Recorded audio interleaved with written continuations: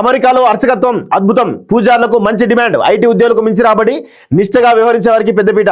రకరకాల వీసాలపై వచ్చి అర్చకత్వం చదువు కోసం వచ్చి ఓపీటీలో ఉన్న కొందరు విద్యార్థులు అదే బాట సొంతంగా గుళ్ళు నిర్మిస్తున్నటువంటి వాయనం అంటూ చూస్తా ఉన్నాం. సో మొత్తానికైతే అమెరికాలో ఐటీ కంటే కూడా ఈ పూజలు చేసేటువంటి అర్చకత్వం ఉంటాయి కదా, దానికి డిమాండ్ ఎక్కువ ఉందట. సో దానికి పెద్ద ఎత్తున డల్లాస్ నుంచి కిలారు గోకుల్ కృష్ణ చెప్తా ఉన్నాడు.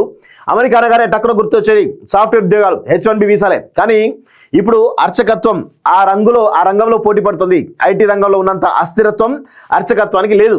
మంచి విద్వత్తు, సుస్వరంతో మంత్రం చెప్పగలిగే సామర్థ్యం, నిష్ఠగా వ్యవహరించేటువంటి అర్చకులకు అగ్రరాజ్యంలో మంచి గిరాకీ ఉంది. ఇప్పుడు ఒక నివేదిక ప్రకారం అమెరికాలో 1000కి పైగా హిందూ ఆలయాలు ఉన్నాయి. 1890లో షికాగోలో జరిగినటువంటి సర్వమత సమ్మేళనానికి హాజరైనటువంటి స్వామి వివేకానంద న్యూయార్క్, శాన్ ఫ్రాన్సిస్కోలో వేదాంత సమాజాలను స్థాపించారు. ఈ వేదాంత సమాజాలు 1905లో శాన్ ఫ్రాన్సిస్కోలో తొలి హిందూ దేవాలయం నిర్మించాయి.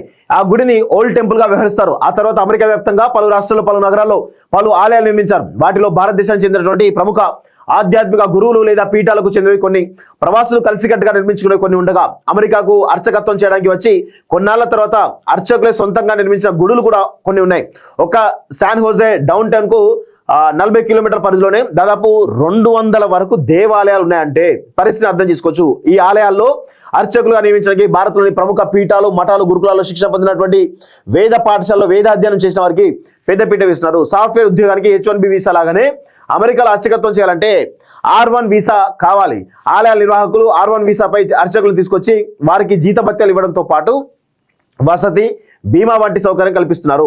ఇలా వచ్చిన వారికి ప్రారంభ దశలో డిమాండ్ కొంత తక్కువగా ఉంటుంది. కానీ ఆలయాల్లో నిలదొక్కుని భక్తులతో పరిచయాలు, సంబంధాలు పెంచుకోవడం మొదలుపెట్టగా వారికి డిమాండ్ పెరుగుతుంది. కొన్నేళ్ల పాటు అలా చేశాక గ్రీన్ కార్డు వచ్చిన అర్చకులు భక్తుల విరాళాల సహకారంతో సొంతంగా ఆలయాలు నిర్మిస్తున్నారు. తద్వారా గుడిలో వచ్చే జీతభత్యాల కన్నా ఎన్నో రెట్లు ఎక్కువగా సంపాదిస్తున్నారు. మతపరమైన సంస్థలకు అమెరికా ఆదాయ పన్ను శాఖ 100% పన్ను మినహాయింపు ఇవ్వడం వారికి బాగా కలిసి వస్తుంది. షరతులు వర్తిస్తాయట.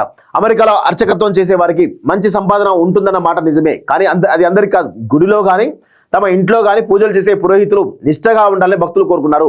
సూర్యోదయానికి ముందే లేచి సంధ్యావందనం చేసుకొని నిత్య నైమిత్తికాలను తూచా తప్పకుండా అనుసరించే వారికి వేద విద్య, స్మార్త విద్యను బాగా అభ్యసించి ఆచారాలను, సంప్రదాయాలను నిష్ఠగా పాటించే వారికి డిమాండ్ ఎక్కువ. గుట్కా, పాన్ మసాలా వంటి చెడు అలవాట్లు ఉన్న వారికి పెద్దగా ప్రాధాన్యం ఇవ్వరు అని తెలుస్తూ ఉంది. సో మొత్తానికైతే అర్చకత్వం, వేదాలు చదువుకున్నటువంటి అర్చకులు ఎవరైతే ఉన్నారో వాళ్ళకి అమెరికాలో పెద్ద ఎత్తున డిమాండ్ ఉన్నట్టుగా అర్థమవుతా ఉంది. సో అక్కడ సాఫ్ట్వేర్ ఇంజనీరింగ్ కంటే అత్యధికంగా వీళ్ళే సంపాదిస్తున్నట్టుగా కనబడతా ఉంది.